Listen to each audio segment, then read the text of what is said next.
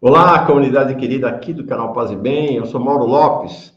Esta é mais uma edição do programa Paz e Bem. Quer saber? A edição de número 2207. Pois é, tanto tempo que estamos no ar. Me lembro ainda hoje, sabe? Logo depois da eleição do Bolsonaro em 2019, eu falei, não é possível que a espiritualidade brasileira esteja reduzida a esse fundamentalismo cristão de extrema-direita. Aí abri o canal Paz e Bem, era uma loucura, era muito doido.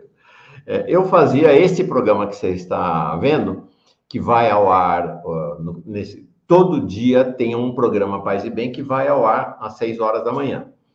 Eu fazia ao vivo todos os dias, de segunda a segunda, sem parar, sem parar. Naquela época eu trabalhava na TV 247, então saía do programa, ia para a TV 247, acabava a TV 247, o Giro das 11, e começava a preparar o programa do dia seguinte. Era ao vivo, às 6 da manhã, ao vivo. Era uma loucura.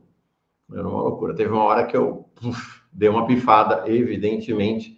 Tive um pequeno acidente cerebral, não teve problema nenhum, não me deixou sequela, mas foi o aviso de que chega de querer fazer sozinho. Hoje, graças a Deus, eu faço apenas uma edição semanal do programa Paz e Bem, conduzo de maneira dividida com o reverendo Eduardo Henrique o programa sobre o curso sobre a Palestina, com o professor Pedro Lima Vasconcelos, mas hoje nós temos mais ou menos umas 20 pessoas que mantêm, que sustentam seus programas aqui no canal Paz e Bem. Tem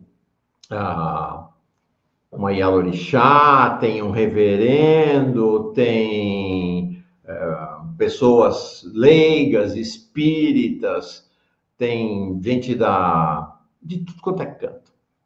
Espiritualidade plural e democrática. Um posicionamento claramente de esquerda para se contrapor esse posicionamento sobretudo da extrema-direita cristã, fundamentalista e que não dialoga, né? É uma extrema-direita de guerra. Então, estamos aí no ar desde final de 2019 e com programação hoje de manhã, de tarde e de noite. Muito impactante essa programação, para mim muito significativa. Tá?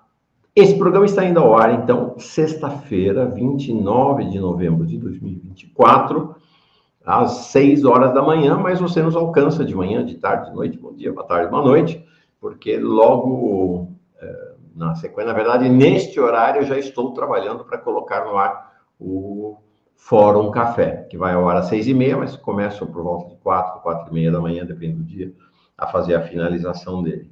Então, alegria grande na presença de cada uma. Como eu digo sempre, aqui ninguém está interessado em ganhar dinheiro, ficar rico, nada. A gente tem um programa bastante importante, se você puder nos apoiar, seria bem legal, de sustentação do canal. Nós temos 3 estagiários que nos ajudam a manter essa programação cotidiana, de manhã, de tarde e de noite, e temos as despesas normais de uma atividade como essa.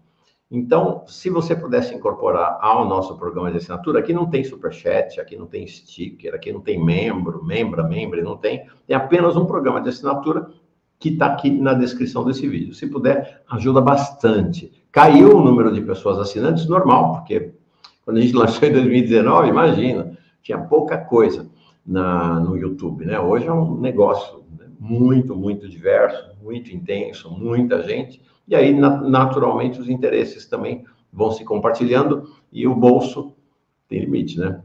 Ainda mais nessa situação econômica que a gente vive. Então, tá bom. Se puder ajudar, ótimo. Pois bem, hoje nós vamos falar com um pastor. Hoje nós vamos dialogar com um pastor. E se você é um cristão católico ou como o nosso reverendo Eduardo Henrique, né, que tem programa aqui sempre, faz o Paz e Bem dos domingos, e depois toda a oração noturna aqui é comandada por ele. Se você é anglicano, se você é budista, se você é umbandista, candomblecista, se você é ateu, ateia, agnóstico, agnóstica, com certeza você vai hoje se interessar muito por essa conversa e conhecer um pastor evangélico e conhecer mais o que é esta jornada cristã do mundo que inicialmente chamávamos de protestante e depois, mais recentemente, do mundo evangélico, tanto pentecostal quanto neopentecostal. Eu tenho muita curiosidade, é um universo para mim ainda muito desconhecido. Então, quero trazer aqui meu colega de fórum, jornalista também, vai falar com a gente direto de Campina Grande, o pastor Zé Barbosa. Oi, pastor, tudo bem? Grande, Mauro, prazer estar aqui no Paz e Bem. E vamos conversar, cara. A gente está aqui hoje para essa conversa bem tranquila e amigável. E, Legal. mais uma vez, é um prazer estar aqui. Vamos lá. Primeira pergunta, pastor. E nós não combinamos nada, tá, gente? Vai ser tudo de surpresa para ele aqui. É tudo... Como dizia o Fausto Silva, quem sabe faz ao vivo. O nosso caso está gravado, mas quem sabe faz de improviso. Que instrumentos são esses na sua... Você toca? Você é músico? Eu já vivi de música, né? Assim, tocando em barzinho, em banda e tal. Aí tem o violão, o cavaquinho. Eu comprei o cavaquinho tem 4 meses, mas ainda não comecei a estudar. Eu quero aprender o cavaquinho porque eu canto de vez em quando aqui em Campina Grande numa roda de samba. Ah, é? Que legal. E eu sou apaixonado por samba. Samba foi o tema do meu TCC de teologia, né? Então, o seu TCC de teologia, o tema foi samba? Foi. E você hoje é um pastor no samba? Eu sou um pastor no samba, exatamente. Legal. Essa coisa, eu sou carioca, né? Então tem essa coisa de ser criado assim, em roda de samba, roda de seresta. Meu pai era seresteiro. Legal. Então tem essa coisa assim desde cedo na minha vida. Então a música acompanha. Meu irmão é músico. Então assim, todo mundo vive. De alguma forma a música está ligada na família. Você é pastor de qual igreja? Eu sou pastor aqui em Campina Grande da Comunidade Batista de Jesus. É uma comunidade pequena, em formação ainda, né? Eu estou aqui em Campina faz 4 anos.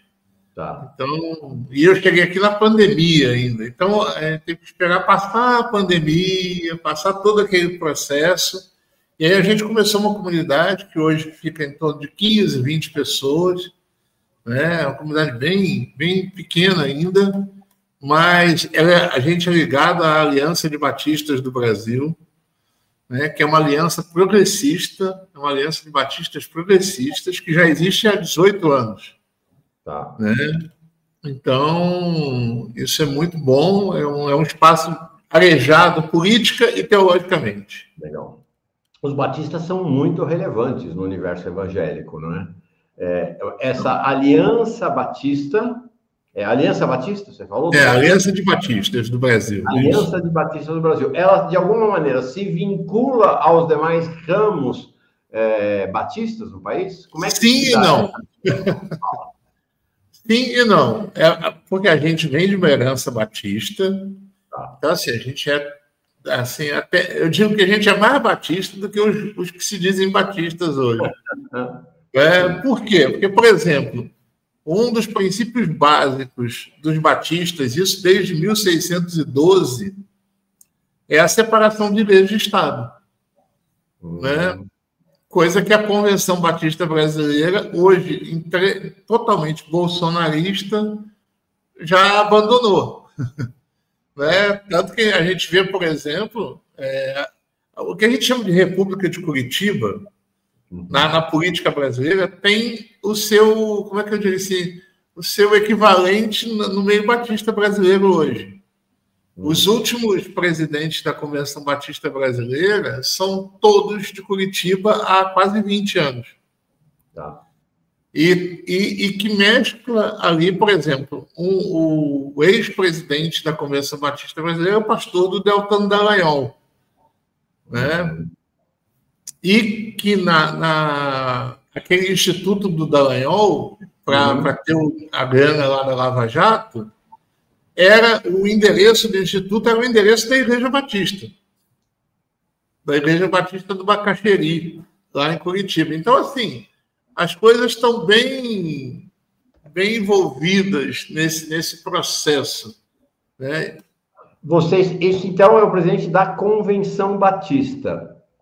A sua liga vincula-se de alguma maneira com a Convenção Batista? Ela rompeu com a Convenção exatamente por alguns princípios que a gente via que a Convenção não, vamos dizer assim, não coadunava, principalmente teologicamente, né? Porque a Convenção Batista, a Aliança de Batistas, ela surge nesse momento de muita tensão política, né?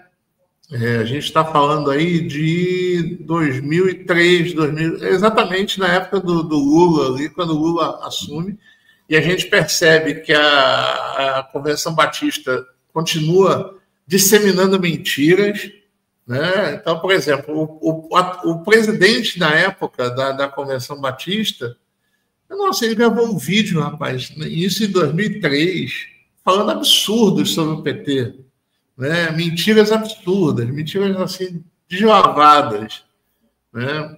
Então, a gente é bem complicado isso. Essa que tem hoje uma evidência grande, até porque pelo racha dela e tudo, essa Igreja Batista da Lagoinha. Ela é de uma outra convenção. Hoje, vamos lá, os batistas, no Brasil, eles têm pelo menos, eu acho que umas 4, vamos dizer assim, umas 4 convenções. Ok. Então você tem a Convenção Batista Brasileira, que são os batistas mais tradicionais, aqueles que chegaram, os primeiros, pioneiros dos batistas no Brasil, que são a Convenção Batista Brasileira. Na década de 40, se eu não me engano, há um racha por conta da questão pentecostal. Então, há alguns batistas tradicionais que vão ter a experiência pentecostal, e isso vai entrar em choque com a Convenção Batista, então eles vão criar a Convenção Batista Nacional. Tá. A Convenção Batista Nacional, então, ela é uma convenção batista pentecostal. Historicamente, a Igreja da Lagoinha vai fazer parte dessa convenção. Tá. Mas depois ela vai se tornar quase que uma convenção individual. Né? Porque ela vai romper, por exemplo, com o outro princípio básico dos batistas, que é a autonomia da comunidade local. Tá. Então, por exemplo, a Igreja Batista da Lagoinha, ela é uma comunidade. Hoje você tem a Igreja Batista da Lagoinha em Curitiba, a Igreja Batista da Lagoinha. Então, ela criou uma espécie de convenção própria. Tá. E que fere, nesse sentido, o princípio batista de autonomia das comunidades locais.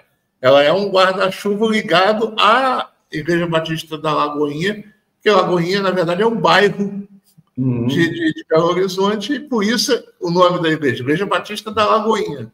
Então, nada mais contraditório do que a Igreja Batista da Lagoinha em outra cidade, porque o bairro, como assim?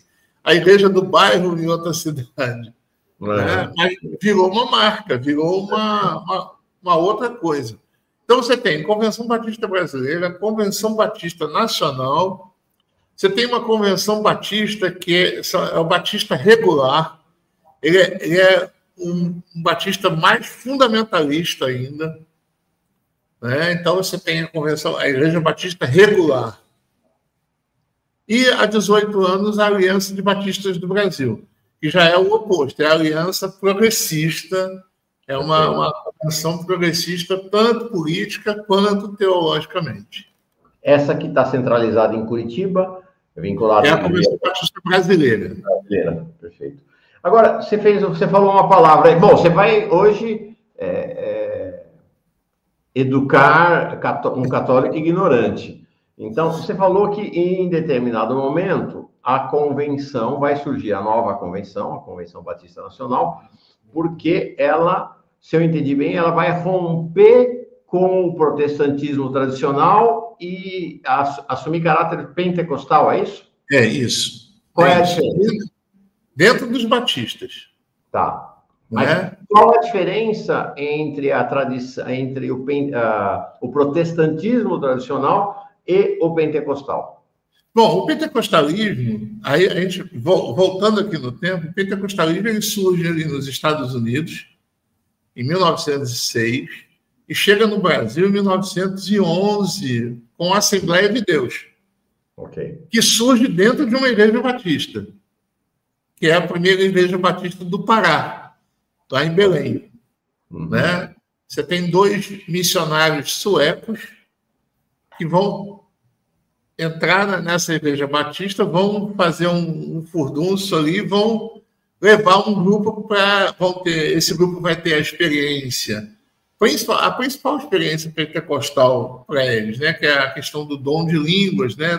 Dessa coisa. Quando eles vão ter essa experiência, eles vão meio que ser expulsos da igreja e vão romper e vão criar, então, a Assembleia de Deus em Belém. E a Assembleia de Deus vai explodir. Só que esse movimento pentecostal, ele vai continuar permeando algumas igrejas.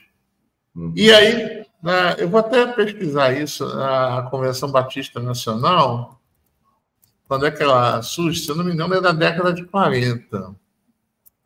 Mas a minha ignorância não me... Não, minto. Eu estava errado. É na década de 60. Perfeito. Tá? É na década de 60. Essa ideia da igreja pentecostal é a ideia da animação direta pelo Espírito Santo, é isso? Exato. E então, aí você vai sair daquela formulação protestante tradicional do sola escritura para a ideia da animação do Espírito Santo. A ideia da experiência, né? E principalmente, e aí que está, nesse universo, o pentecostalismo ele vai ser evidenciado pelo dom de línguas, pelo batismo, a experiência que eles vão chamar de batismo no Espírito Santo, evidenciado pelo dom de línguas. Perfeito. Então, o que acontece? Quando isso acontece no meio da Igreja Batista, há uma divisão, porque os batistas são desse protestantismo clássico, né? Dos 5 solas, daquela coisa toda que vem desde da Reforma e tal. E aí, quando isso acontece, há um racha. Então, só que isso vai explodir em várias igrejas do Brasil. Perfeito. E aí as pessoas que vão tendo essa experiência vão, então, chamando as igrejas que a gente chama na época de Igreja Batista Renovada. Tá. Né? Então, você tinha, durante muito tempo, você chamava, é uma igreja tradicional ou renovada? Entendi. A renovada... Renovada é pentecostal, então. É pentecostal. E quando é que tem esse segundo giro da roda? Qual é a diferença do pentecostal para o neopentecostal? E tem alguma dessas igrejas batistas aqui no Brasil que seja neopentecostal? Então, vamos lá. O neopentecostalismo ele já é um movimento que vai surgir na década de 70. Tá. Né? E ele vai ser uma miscelânea de coisas que vai... Porque, por exemplo, vai ter gente que vem da Igreja Batista, vai ter gente que vem da Igreja Metodista, vai ter gente que vem... Porque eles a gente tem no Brasil também as chamadas ondas pentecostais.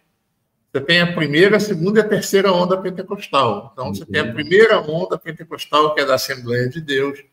Depois você vai ter uma segunda onda pentecostal ali na década de 50, 60. E na década de 70 você vai ter essa onda que já vai criar o neopentecostalismo.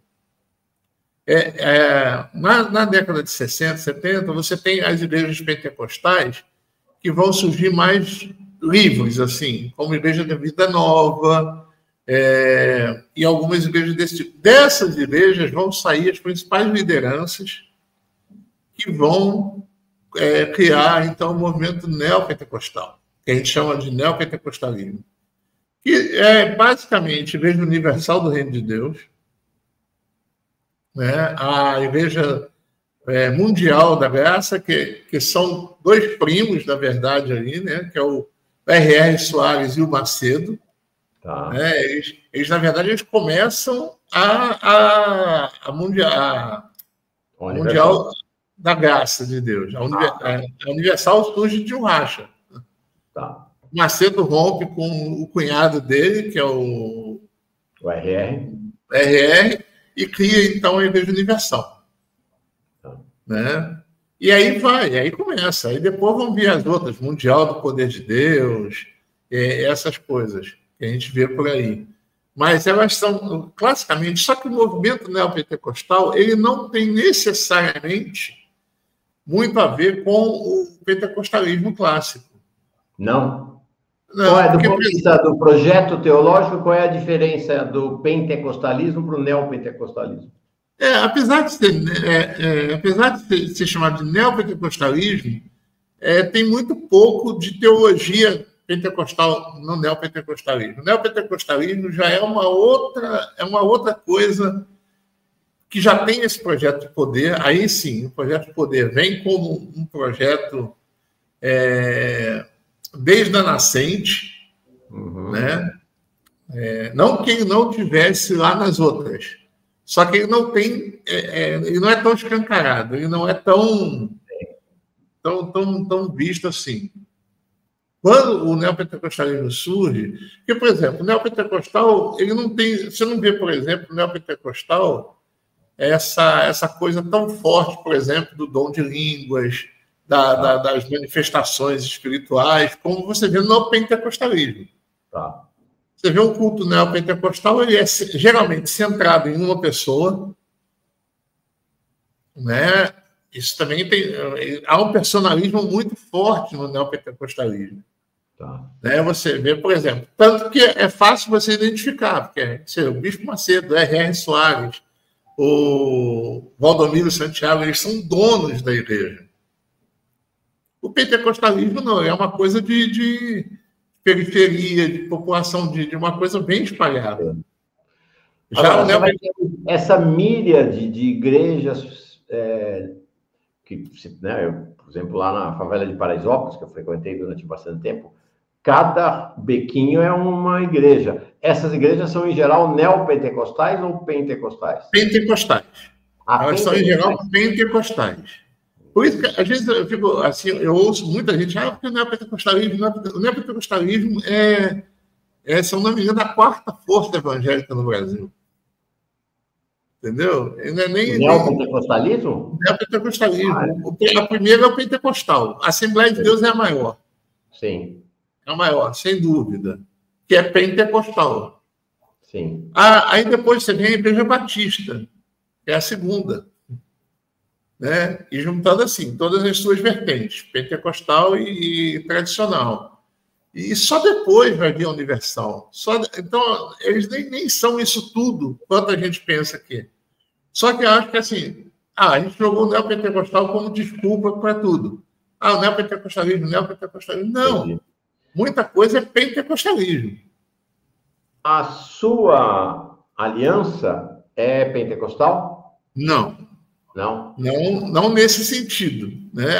Porque a gente brinca dizendo que, na verdade, não existe igreja que não seja pentecostal. Claro. Animada pelo Espírito Santo. É animada pelo Espírito Santo. Okay. Então, nesse significado, toda igreja é pentecostal. Né? Inclusive a igreja católica. Claro. Ela tem que ser pentecostal. Mas a gente vem desse ramo mais tradicional. Perfeito. Né? Ele rompe na própria Igreja Católica, uma coisa é essa ideia do espírito pentecostal, para ser para ser redundante, né? Porque Pentecostes é o advento do Espírito Santo. Então, esse movimento pentecostal que anima, como você falou, em tese anima todas as igrejas cristãs. Outra coisa é este movimento chamado pentecostalismo com suas estruturas próprias.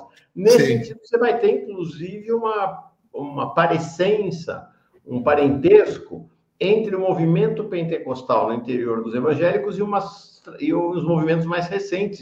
A renovação carismática. Por exemplo, a renovação carismática católica, que é essa coisa do dom de línguas, né? A descentralidade da figura do padre, pelo menos inicialmente, né? Depois isso volta, né? Mas essa coisa do protagonismo do leigo né, e da leiga. Isso é uma coisa fundamental, porque o pentecostalismo, por que o pentecostalismo explode no Brasil?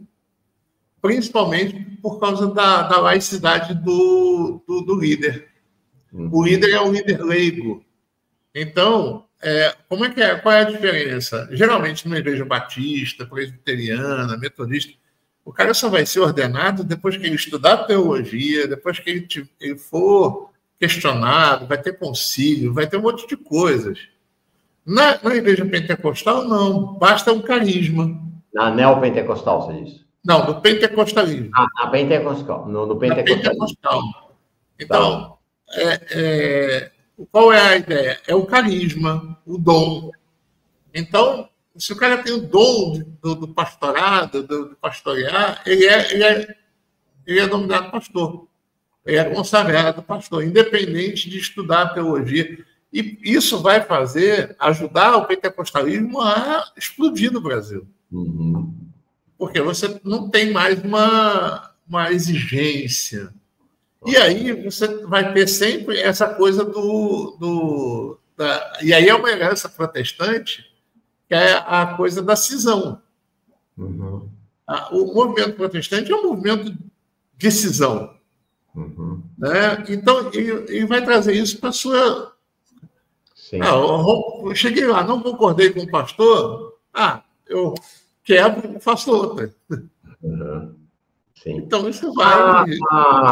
Essa que ficou conhecida como teologia da prosperidade é comum tanto em igreja pentecostal como neopentecostal, ou não? É algo que tem mais a ver com a igreja neopentecostal? Então, a teologia da prosperidade, e aí isso é interessante, porque ela é como o próprio nome diz, ela é uma teologia. Uhum. Ela chega no Brasil muito forte pelas igrejas neopentecostais. Mas como teologia, ela atinge várias. Então, você vai ver, por exemplo, igrejas batistas tradicionais, onde pessoas são levadas pela teologia da prosperidade. Certo. Você vai ter igreja... Aí no pentecostalismo vai explodir também. Então, como ela vem com essa carga teológica, porque ela vem dos Estados Unidos pelo pentecostalismo dos Estados Unidos. Uma parte do pentecostalismo.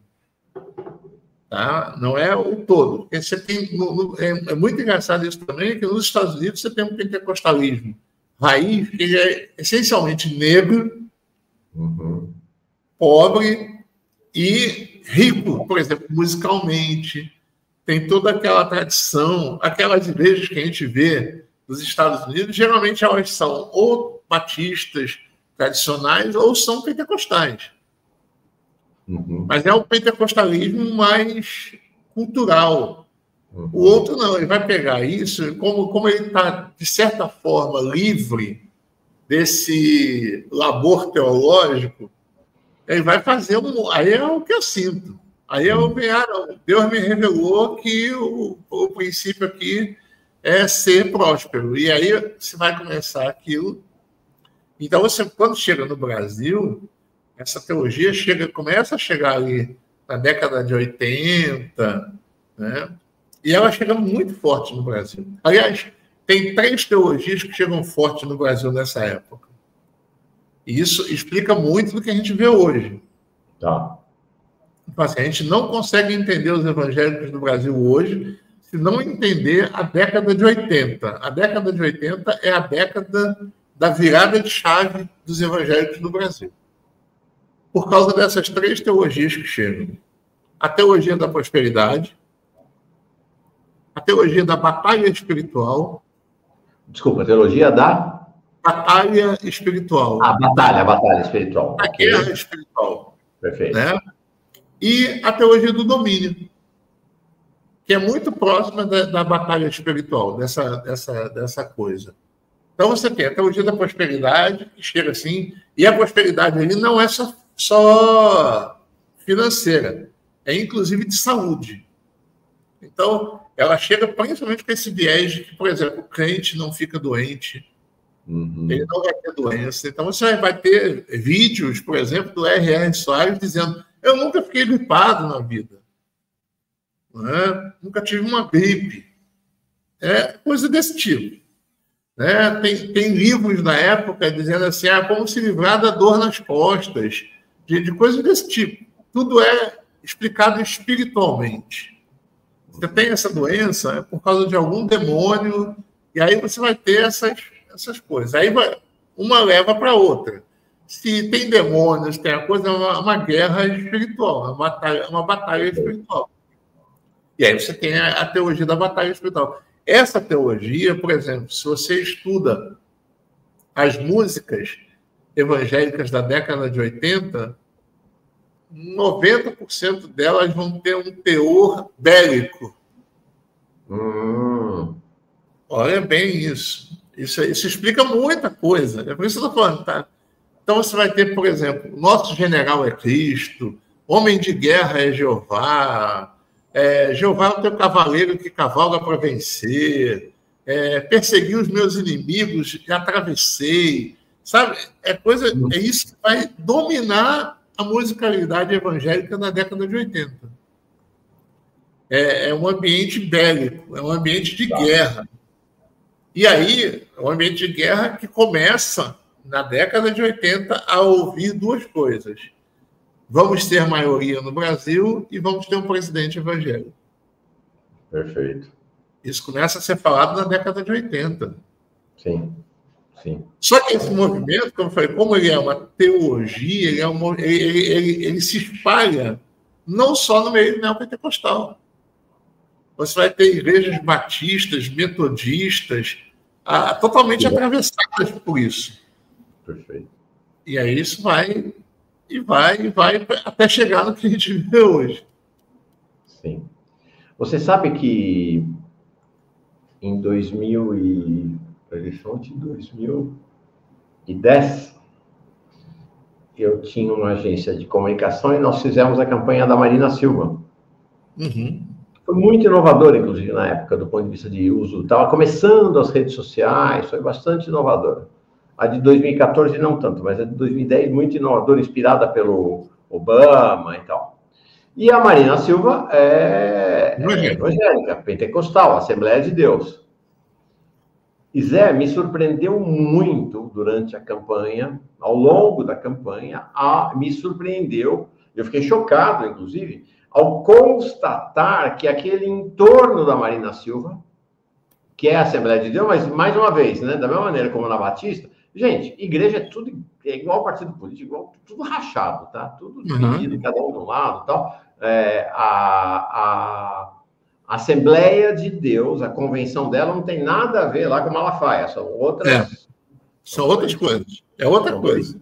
Dois movimentos diferentes. Mas esta ideia do evangélico no poder, de Deus no comando, eu ficava surpreso, porque a Marina veio do PT, foi católica, veio de uma... Ela chegou a ser do PRC, que é o Partido do Genuíno, e aí eu vi aquela coisa do entorno dela, dessa coisa de Deus no poder, o evangélico no poder na presidência da República, né? Eu estava muito chocado com aquilo, mas o que você está me dizendo é que esta é uma lógica hegemônica no meio pentecostal e neopentecostal. Sim, desde a década de 80. Perfeito. Então, ela não é uma novidade. Você tem, na década de 80, já algumas pessoas falam assim, precisamos de um presidente evangélico, queremos um presidente evangélico, feliz a nação cujo Deus é o Senhor, como se isso significasse o presidente evangélico. Né? De fato, a única possibilidade disso foi com a Marina, né? Porque não tivemos nenhum outro candidato à presidência evangélica. Garotinho tentou fazer o Garotinho, verdade. Oi?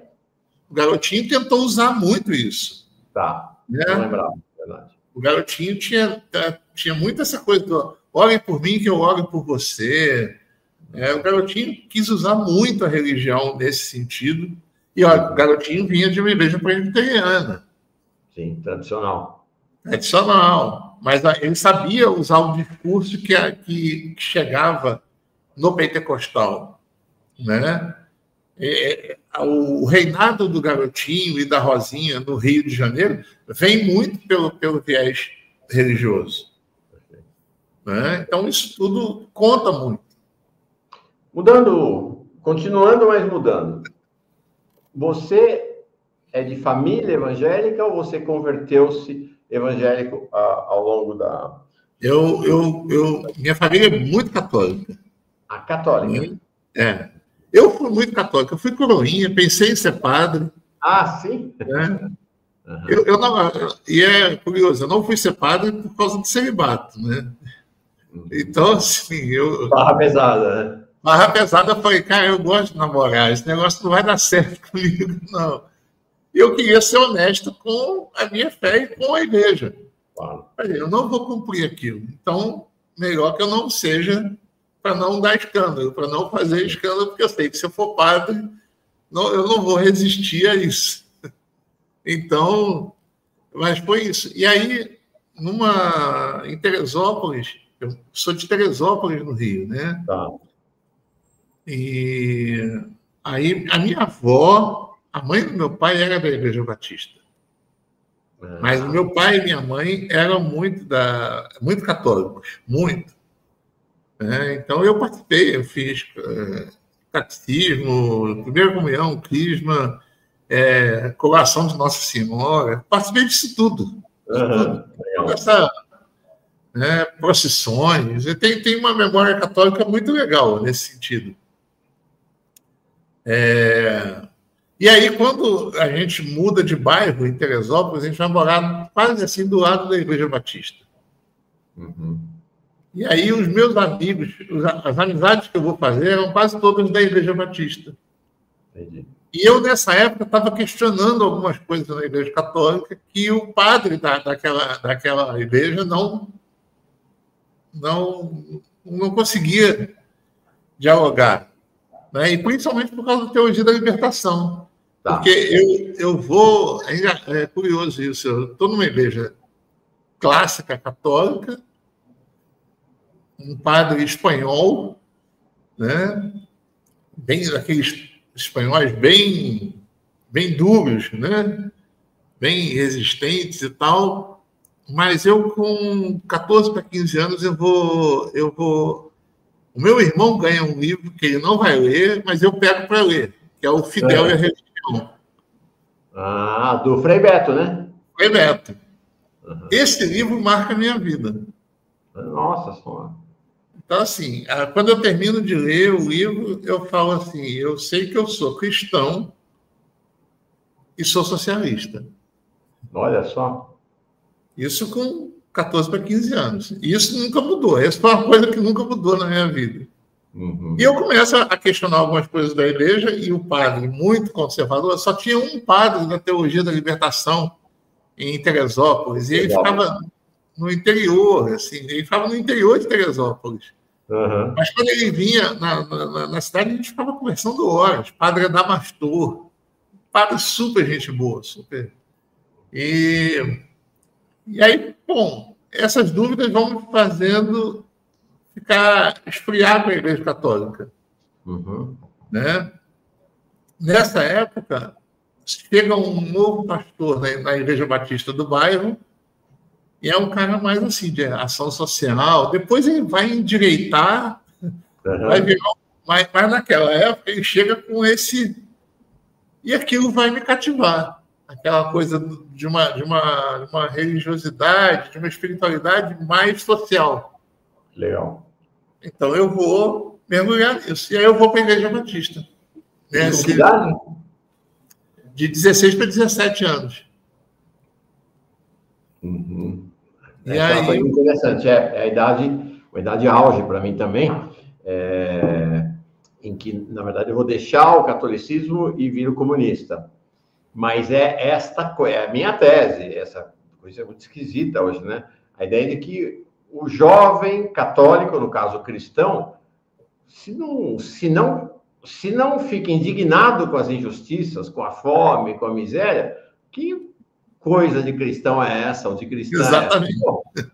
Né? Então, assim, me parece que é natural o jovem cristão, a jovem cristã, ser tendencialmente de esquerda pela indignação com a miséria da sociedade, com as injustiças, Sim. Tudo. E naquela época, né, quando éramos jovens, acho que essa coisa é muito evidente. Hoje o cenário está um pouco diferente, mas não acho que virou. Eu acho que a questão é como dialogar, né, com essa molecada aí, com essa juventude. Verdade. Então é interessante, né? Você vai encontrar na Igreja Batista esta possibilidade de encontro com uma vocação religiosa que dialogasse com os seus sentimentos de indignação, com a miséria, com... Sim, e é curioso, porque mesmo a igreja não era progressista, a Batista, mas eu tinha espaço para isso. Então, por exemplo, era muito engraçado, em 89, eu lembro que eu tinha uma estrela do PT na capa da minha Bíblia. Eu colei uma estrela do PT na capa da Bíblia. O pessoal ficava horrorizado quando eu chegava. Mas aquilo nunca me impediu. Por exemplo, eu era professor de adolescentes, e eu fazia alguns trabalhos sociais. Aquilo nunca bloqueou por completo sua jornada ali na igreja? Não. Exatamente. Mas na Igreja Católica eu não tinha esse espaço. Sim. Então, isso me pegou. Né? E aí foi isso. E aí comecei a pregar, porque essa coisa da vocação, vamos dizer assim, eu sempre tive. Tá. E como eu podia casar na Igreja Batista... Estava tranquilo. Estava tranquilo. Você começa bem jovem, então, a pregar na igreja, é isso? Eu vou pregar pela primeira vez na igreja com 17 anos. Nossa, muito jovem. Né? Muito jovem, em uma igreja grande, uma igreja de 1.000 e poucos membros. Nossa. Né? Então, o que é bom para mim é que eu vou pegar a manha de falar em auditórios desde adolescente. Então, eu não vou ter problemas para depois, com essa coisa dos auditórios, de falar em público, exatamente por conta da igreja. E aí, quando é que você vai seguir para a teologia? Porque você vai fazer o curso de teologia, não é isso? Eu vou fazer o curso de teologia. Quando eu faço 21 anos, eu vou para o curso de teologia. Só que aí eu tenho um problema na igreja, eu sou expulso da igreja. Ah, sim? Tem história, irmão, tem muita história.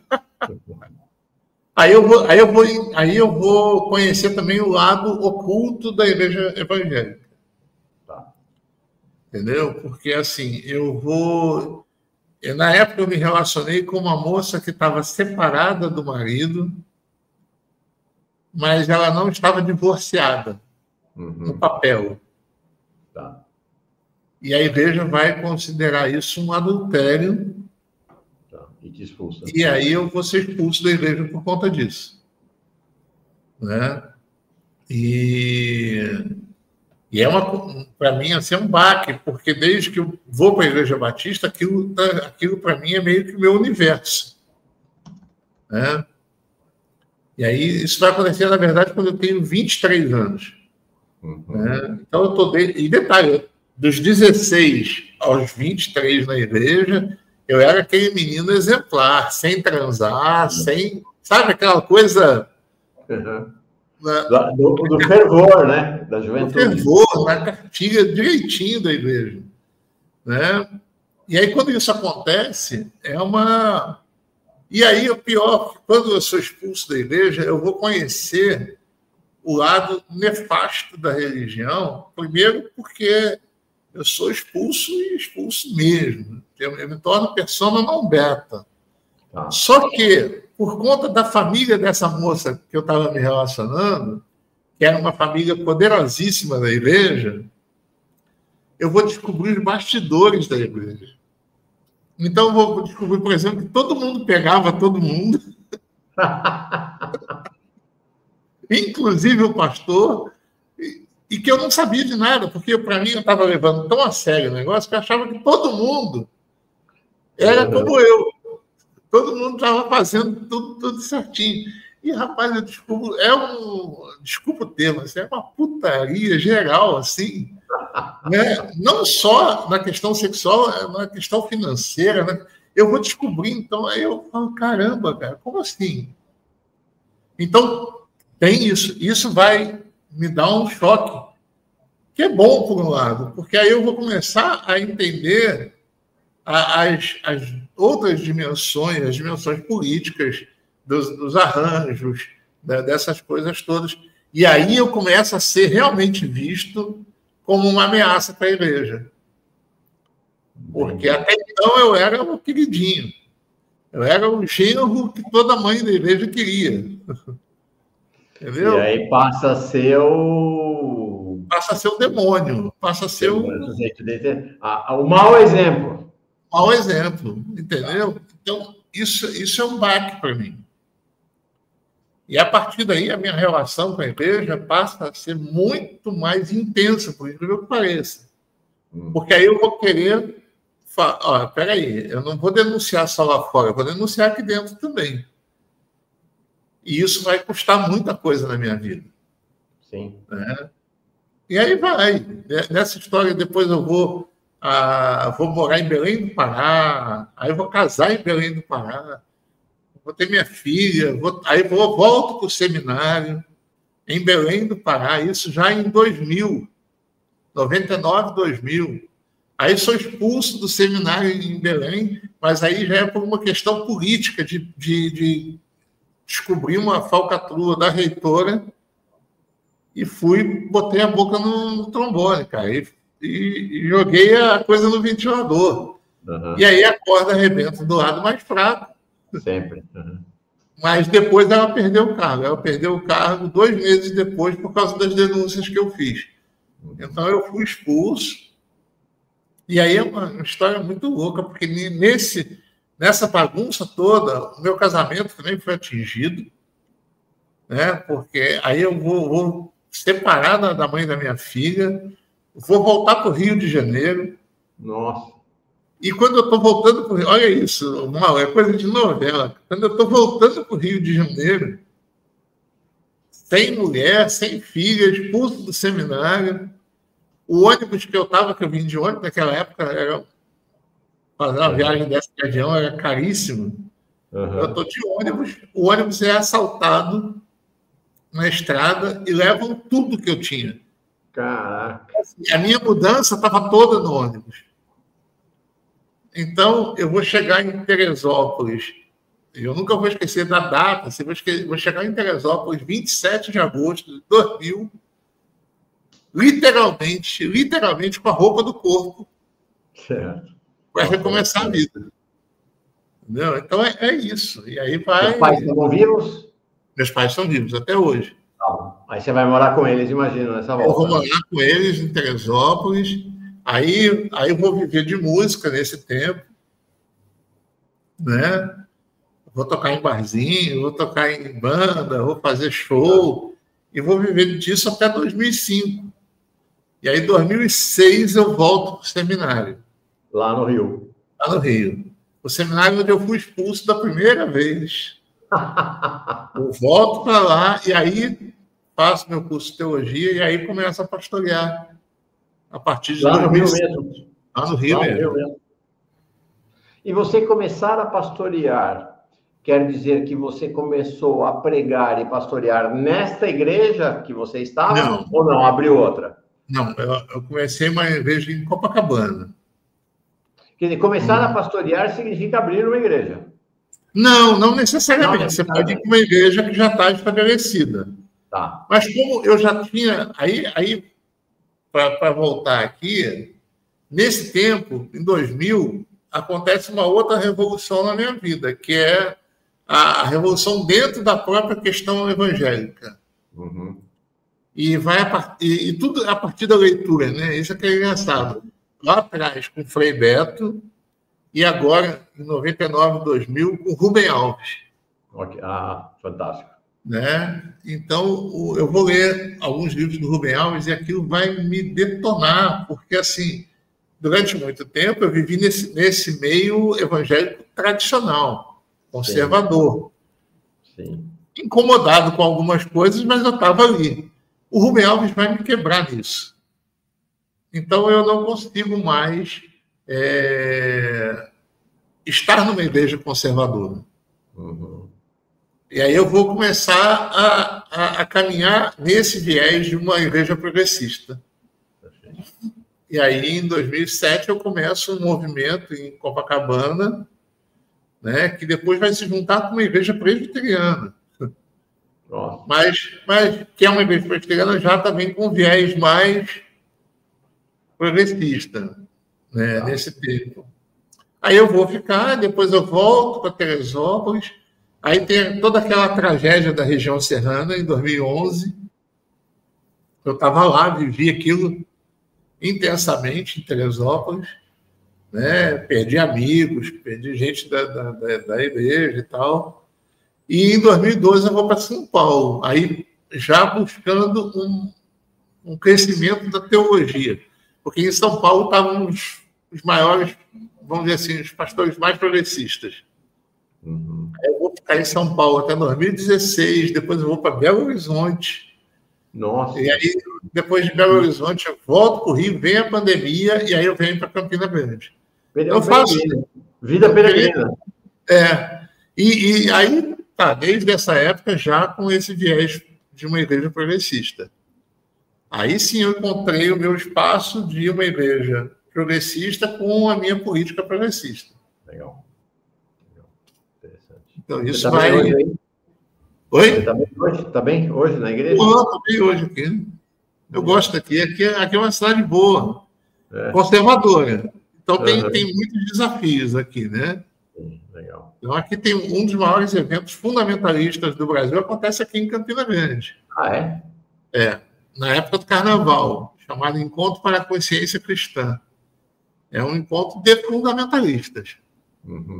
Então, é bem delicado. E assim, é uma potência. Para você ter uma ideia, o evento acontece no mesmo lugar que acontece o São João, de Campina Grande. E lota. É grande. Legal, Zé. Puxa, que bom te conhecer. Olha, no final era para ser uma conversa de meia hora, estamos aqui quase 1 hora, 52 minutos aqui proseando. Podíamos ficar mais 1 hora, mas nossas agendas nos chamam, nossas agendas profissionais. Agora, nós estamos gravando isso na quinta-feira, dia 28, no mês de 25. Nossas agendas profissionais e gastronômicas também começam a chamar. Também. Legal, Zé. Alegria grande nessa conversa contigo. Eu que agradeço. Já virou meu pastor. Legal, gostei. Estamos juntos, meu irmão. Estamos juntos. Legal. E, repetindo, semana que vem eu estou em Brasília e quero te ver, cara. Então, um abraço. Marcadíssimo. Combinado. Então tá beleza, meu irmão. Grande abraço. Grande abraço. Gente, paz e bem para todo mundo. Vamos ficando por aqui. Tchau.